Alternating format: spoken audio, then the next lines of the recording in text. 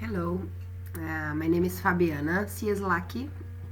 My student number is 2110230, and I'm recording here my midterm exam for the course Social Justice 260, and it's a book analysis, and the book I chose is Hansel and Gretel. It's a children's book, and my mom used to read this for me when I was a kid, and then now I'm reading it, like I'm thinking about reading it to my son because he's still two, so I think it's not like for his age yet, but it was very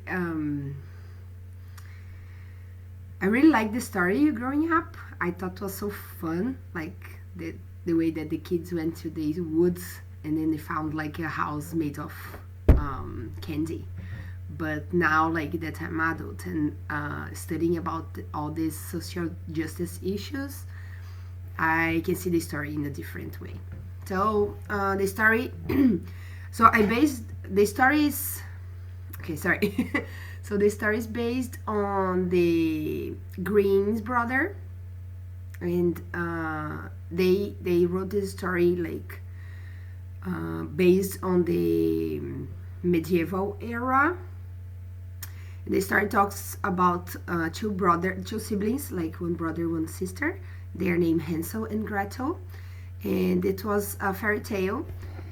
And what happens in the story is that the families, like the dad and the stepmother, they are having a really hard time with food, with like finding job, with money, and they cannot feed their two kids.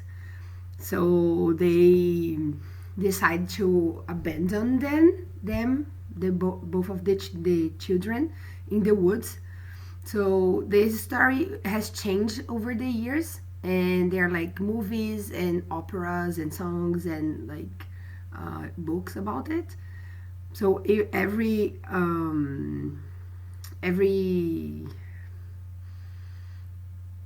the story changed. So every book or every different movie talks about change a little bit, but what happens is that the kids are abandoned in the woods, and they find a way to a house, and there's a witch in this house. So the witch captured them, and the witch make them work for her, and the girl should be working to, like, she works in the house and she feeds the boy, so because the witch wants to eat him when he becomes fat. And after a while they find their way out, and this is again, like every story says a different ending. Some, the witch like dies, they push the witch in the oven, and some stories say that they just they run away from the house. And they say the moral of the story is like the resilience, like facing hardship times and the danger, and it's a very, very popular story.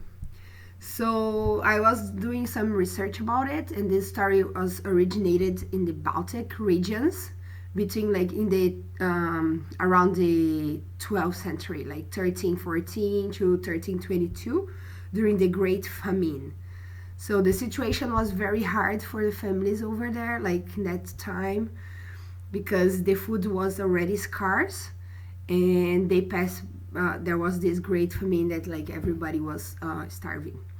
So the elderly, some elderly people like decide to starve themselves to allow two young people to live, and in other cases, families like abandon their kids, or they even say that there was like some cannibalism back then.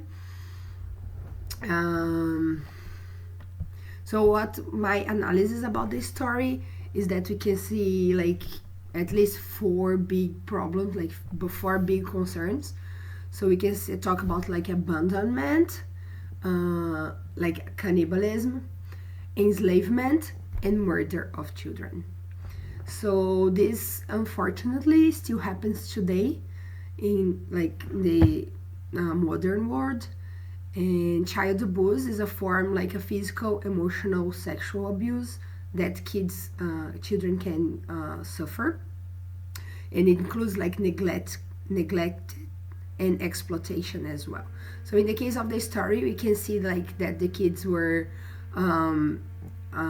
emotionally abused because the witch made them like work. They were suffering like physical and like mental harassment, like abuse, because you can imagine like being a kid and saying like knowing that someone's gonna eat you or something like that. So it's a big problem, like a health problem in the world, and affects like the mental health, the physical health, development, and well-being of children and their families. The other topic is the abandonment. So it still happens, and in some countries, like in Brazil, like that's where I'm from, they have this new law, not new, but like they have this program that people, like women, can legally surrender their kids to the foster care system instead of abandon them. So they are not asked anything, they don't have to justify their choices. So it's a way that the government found that women stopped, like families stopped like just abandon their kids like in hospitals or churches or like in the middle of nowhere. So they have like a better chance to survive and a better chance like to find a family, to get cared of, and be like have a life, like have an opportunity in life. Another topic that they talk like that I can relate to the book is the enslavement. So human trafficking is a big issue in the world today. I was reading about this in the International Labor Organization website, and they say that over like 50 million people today are living in a like enslavement situation, and they estimate around like more than 3 million children are like living this modern slavery scene in 2021. They put it can be like they are trafficked, like these kids that are kidnapped or taken from their families. They are trafficked for like labor exploitation, sexual exploitation, or both. They can also be forced into marriage by pressure of their families or the society.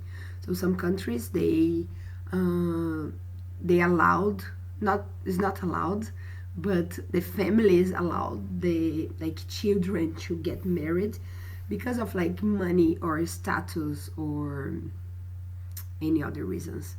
So this number can be even greater because of it's hard to keep track of this, because it's not all of the marriages are official, like on paper, but sometimes the children just move to live with their like husband or wives, and then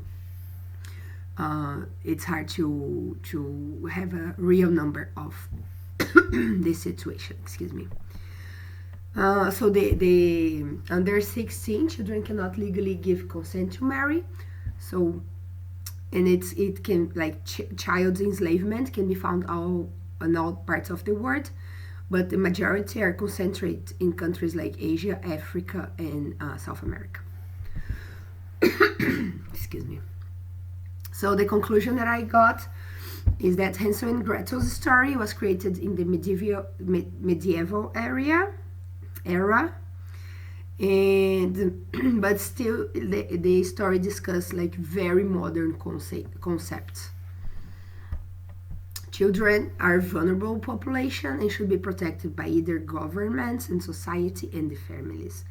And even worse, when the families are the ones that are like abusing and not taking care of these children. So the government must create like laws and regulations to protect these kids. I think that's it. So thank you very much.